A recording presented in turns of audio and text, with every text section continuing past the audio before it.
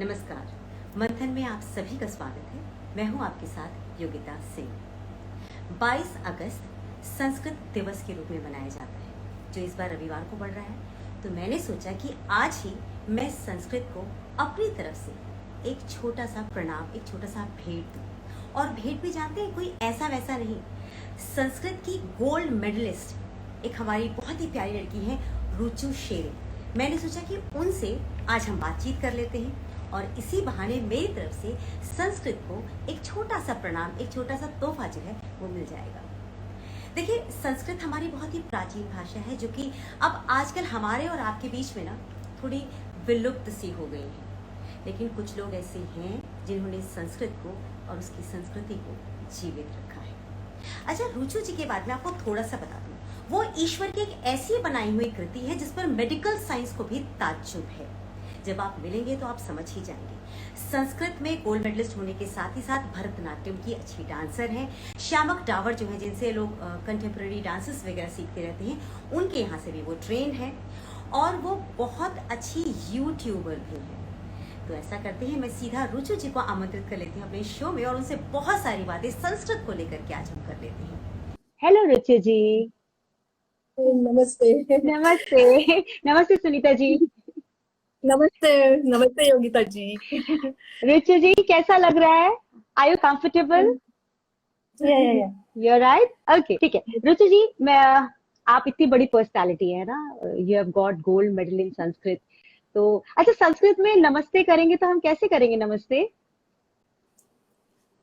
नमो नमः। नमो नमः। मेरी तरफ से भी आपको। रुचि जी, आपने संस्कृत में एमए किया है और संस्कृत में आपका इंटरेस्ट कैसे डेवलप हुआ? सबसे पहले तो योगिता जी, मैं आपको बहुत थैंक यू बोलना चाहती हूँ, क्योंकि आज आपने मुझे यहाँ इनवाइट किया। हर सभी को आने वाले संस्कृत दिवस के लिए मैं शुभकामनाएं देती हूँ। Thank ji you. हाँ, मैं संस्कृत में एमए किया है। मुझे संस्कृत भाषा बहुत अच्छी लगती है, क्योंकि संस्कृत भाषा सभी भाषाओं की जननी है और मैं मानती हूँ कि मैं उसी की संतान हूँ। संस्कृत भाषा कैसे है बताऊँ? सुरस सुपोता विश्व मनोज्ञा ललिता रुद्या रमणीया अमृतवाणी संस्कृत भाषा नैव क्लिष्टा न च कठिना। इसका भावार्थ यह है कि अत्यंत मधुर, समझने के लिए एकदम आसान, संपूर्ण विश्व को लुभाने वाली, सुंदर, सुखद, रमणीय ऐसी अमृतवाणी संस्कृत भाषा जटिल नहीं है और कठिन तो बिल्कुल ही नहीं है।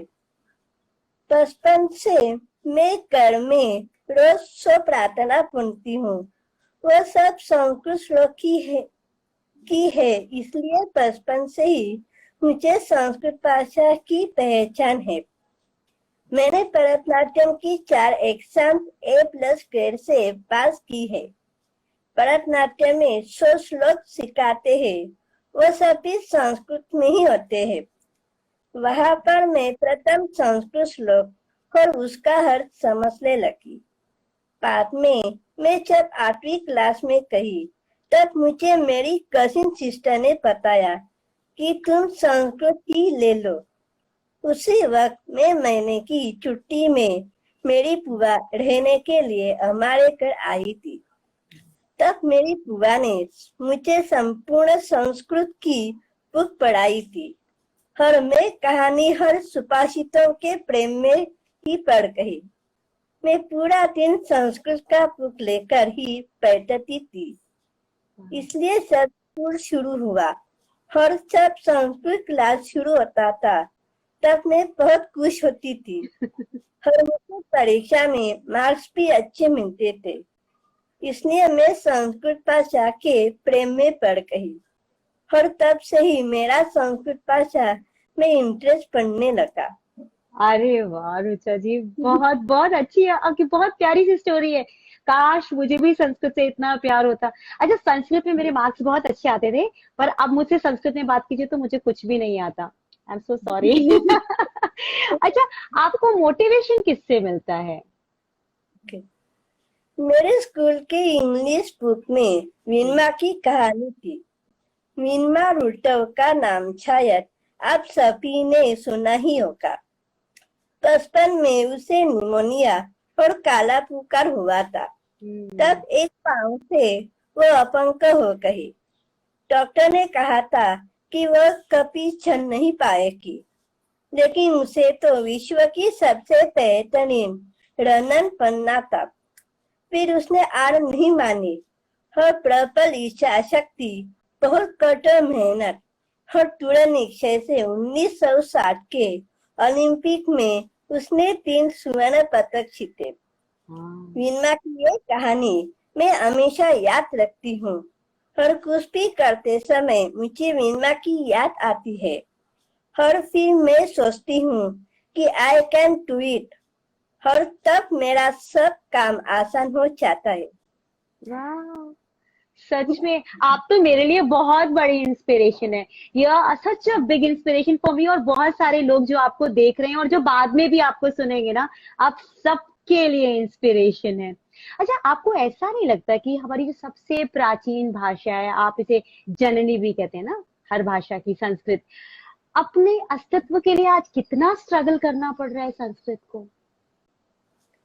नहीं, मुझे ऐसा बिल्कुल नहीं लगता है कि संस्कृत भाषा अपने अस्तित्व के लिए संघर्ष कर रही है।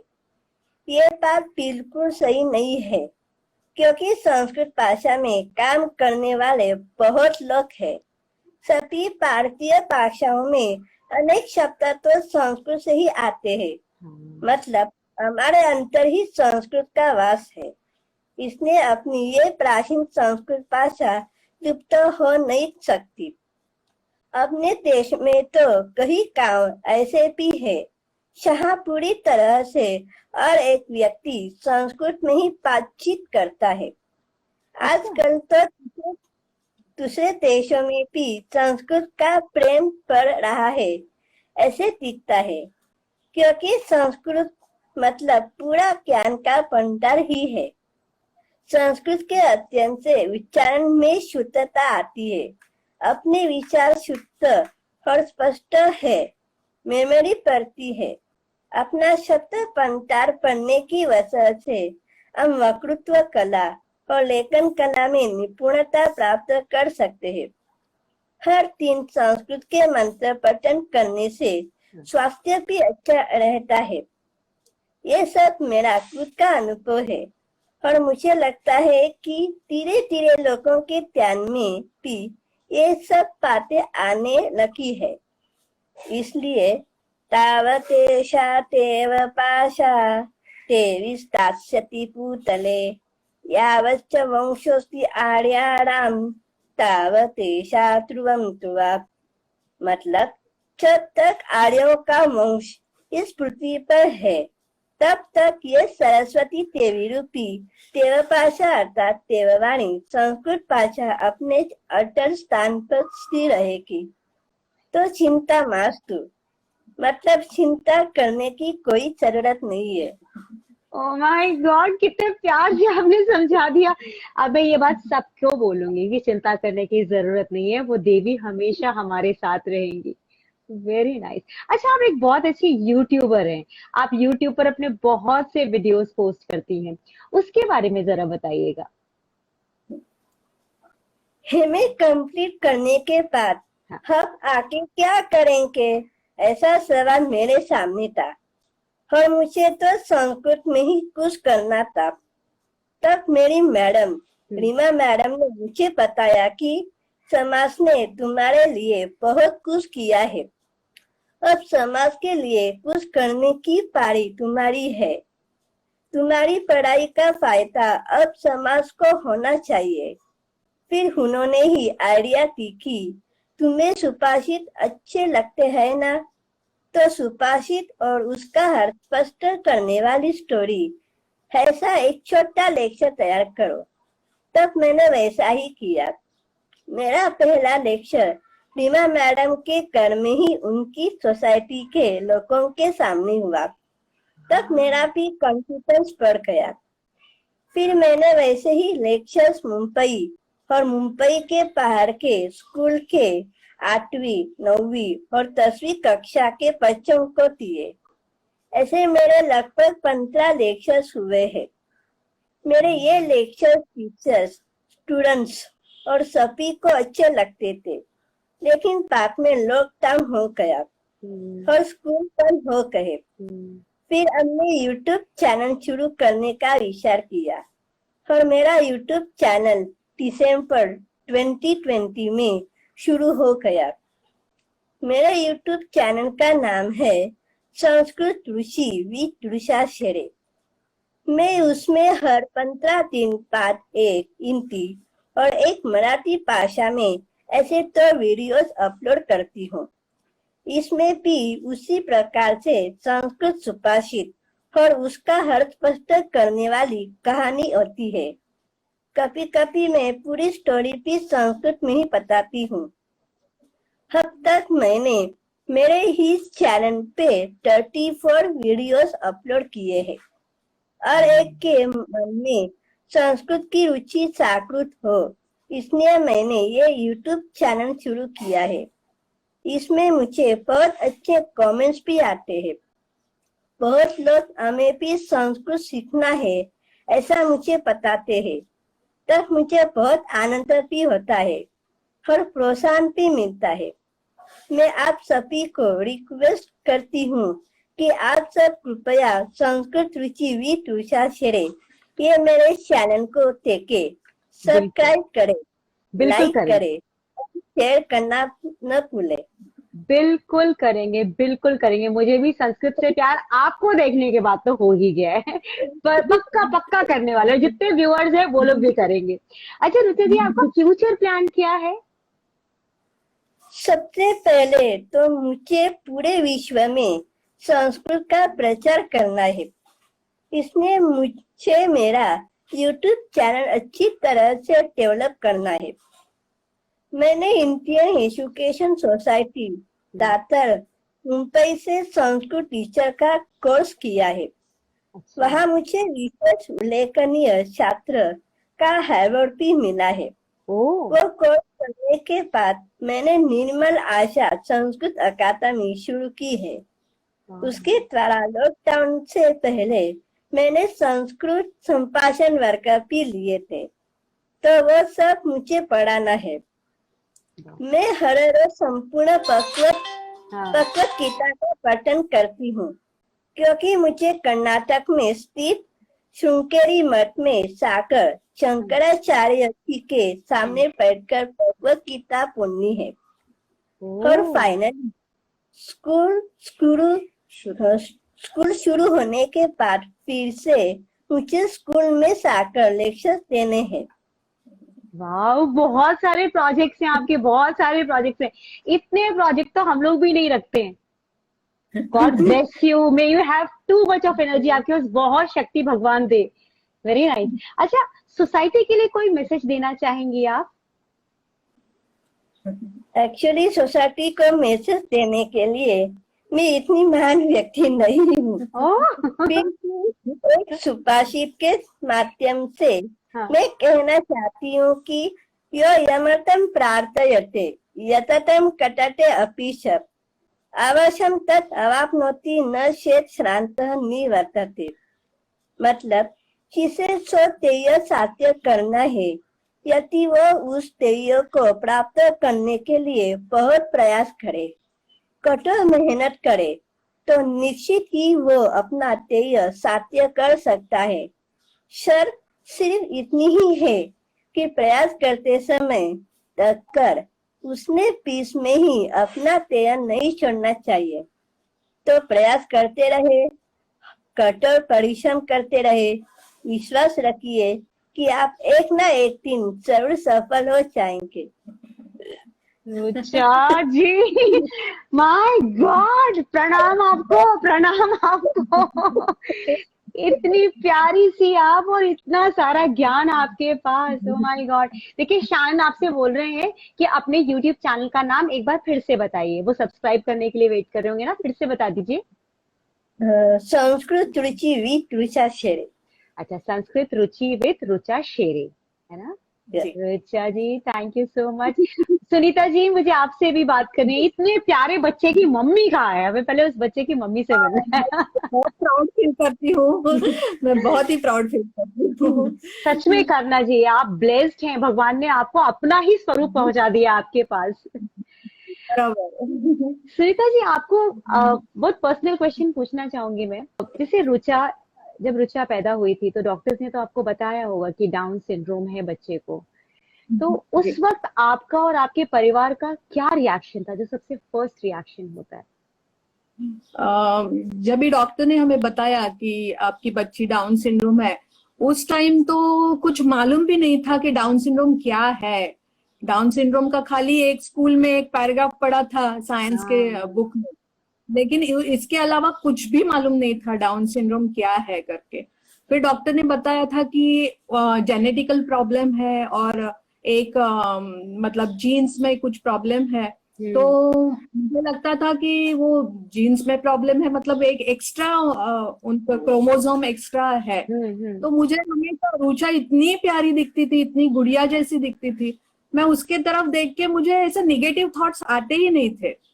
फिर मैंने सोचा कि नहीं नहीं, एक्स्ट्रा क्रोमोसोम है, मतलब इसमें एक्स्ट्रा ही कुछ होगा ना, कम कैसे हो सकता है? ऐसे और ऐसे हो ही नहीं सकता। और धीरे धीरे मतलब एकदम डिप्रेशन तो बहुत बार आता था, लेकिन भगवान कहीं से ना कहीं कोई तो किसी को तो खड़ा करता है अपने लिए, और हम उसमें से निकल जाते हैं उसमें से। फिर और मेरे हस्बैंड भी, रुचा के पापा इंडियन एयरफोर्स में थे, तो लड़ाई करना तो हमारे खून में ही है। इसके लिए कोई भी परिस्थिति आए उससे तो हम जूझने का हम मतलब हमारे खून में ही है वो। इसके लिए उस मतलब धीरे धीरे धीरे फिर रुचा ने भी बहुत साथ दिया, क्योंकि यदि मम्मी पापा कुछ भी करते और बेटी कुछ नहीं करती तो कुछ नहीं हो पाता। लेकिन उसको जो जो बताया, जो जो सिखाया, टीचर्स का सबसे बड़ा इसमें हाथ है, क्योंकि बचपन से लेके आज तक एमए तक के जितने भी टीचर्स है वो सब रुचा के कॉन्टेक्ट्स में है। अच्छा। और मतलब टीचर्स ने इतना इतना ये किया। पहली बार जब रुचा केजी में थी तभी टीचर ने बताया कि उसका एक लाइब्रेरी खोलो घर में, एक छोटा सा कबर्ड लेके उसके ऊपर उसका फोटो चिपका और आप लिखो कि मेरा वाचनालय मराठी में, मतलब माय लाइब्रेरी। और मैंने वैसे ही किया। फिर सब लोगों ने उसका लाइब्रेरी खुद की है करके बुक्स दिए, उसके पापा ने भी बुक्स लाए, तो अपने आप ही उसका रीडिंग का जो हॉबी है वो अपने आप ही डेवलप हो गया। और रीडिंग का हॉबी डेवलप होने से उसको वो पढ़ाई अच्छी तरह से कर पाई।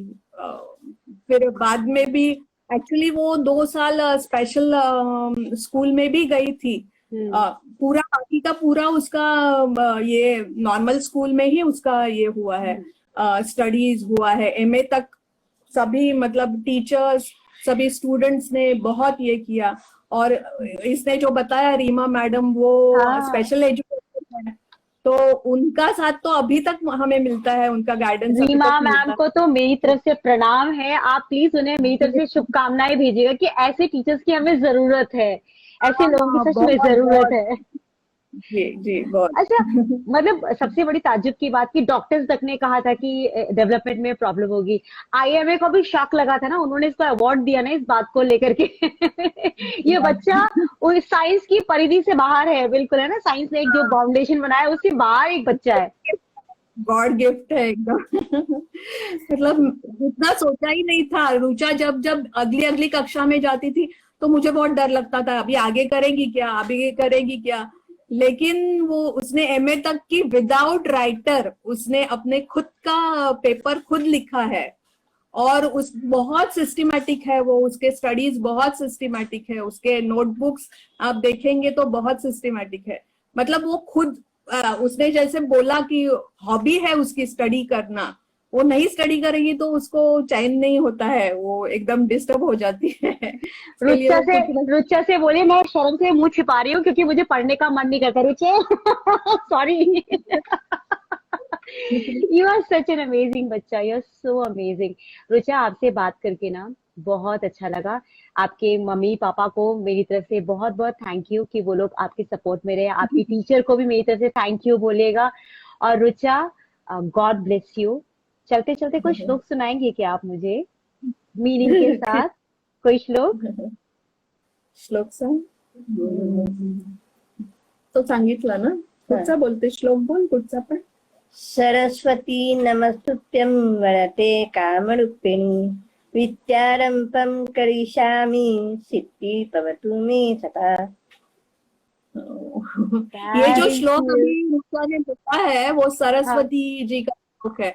तो रुचा समझो 10 बार स्टडी करने को बैठती है घर में, तो 10 बार वो श्लोक बोल के बाद में ये स्टडी करती है। अब ऐसे में सरस्वती माँ तो इन्हीं के पास आएंगी ना, हमारे पास कैसे आएंगी वो?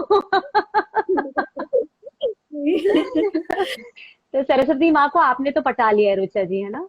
अब मैं भी आपसे श्लोक सीख के मैं भी सरस्वती माँ को पटाने की कोशिश करूंगी और मैं भी कुछ सीखूंगी। थैंक यू रुचा जी, आपने जो बातें आज बताई। अरे ma'am, thank you so much. इतने इतने ब्लेस्ड बच्चे के साथ आज बात करने का मौका मिला। जी, आपने इतना बड़ा प्लेटफॉर्म दिया, आपको बहुत बहुत धन्यवाद। आपको बहुत thank you ma'am, thank you. देखिए मेरे एक सर है आनंद प्रकाश लाल जी, वो लाइव में पहली बार बैठे हैं, कभी रुकते नहीं है, बहुत बिजी इंसान है। उन्होंने भी कहा गॉड ब्लेस दिस चाइल्ड। तो बहुत सारी ब्लेसिंग आपको मिल रही है Rucha, and I pray God कि हम सब की ब्लेसिंग्स आप तक पहुंचे, आप इस लायक हो जाए कि आप भी पूरी दुनिया को ब्लेस करें। Thank you Rucha, take care of yourself. Thank you, see you again. Thank you ma'am, thank you, thank you, bye bye bye. तो आज हमारे साथ रुचा शेरे जी थी, जिन्होंने अपनी प्यारी सी जर्नी हमारे साथ शेयर की। संस्कृत की बहुत बड़ी स्कॉलर, गोल्ड मेडलिस्ट हमारे साथ, जिन्होंने इंडियन मेडिकल एसोसिएशन को भी शॉक दे दिया। उन लोगों ने भी इनको अवार्ड दिया है इसलिए कि जिनके बारे में दुनिया कह रही थी कि वो कुछ नहीं कर सकती, वो दुनिया का हर काम कर सकती हैं। तो इससे ये पता चलता है कि कोई भी कुछ भी आपके बारे में कहे, कभी टेंशन नहीं लेना, वो करना जो आप कर सकते हैं। तो आपकी लिमिट जो है वो आसमान जितनी ऊंची और बड़ी है। Thank you Rucha. Bye bye. Bye ma'am, bye bye.